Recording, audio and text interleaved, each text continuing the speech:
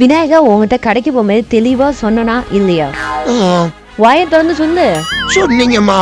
1 kilo துவரம் பருப்பு 1/4 kilo உளுத்தம் பருப்பு தானே சொன்னேன். ஆனா நீ எதுக்கு பட்டாணி பருப்பு 1 கிலோ துவரம் பருப்பு 1/4 கிலோ வாங்கிட்டு?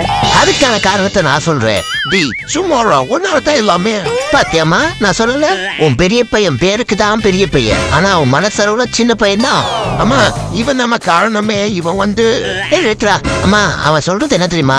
நான் தான் அவனை எதை கெடுத்துட்டு பருப்பு மாற்ற வேண்டும் சொன்ன மாதிரி சொல்லுவோம்மா.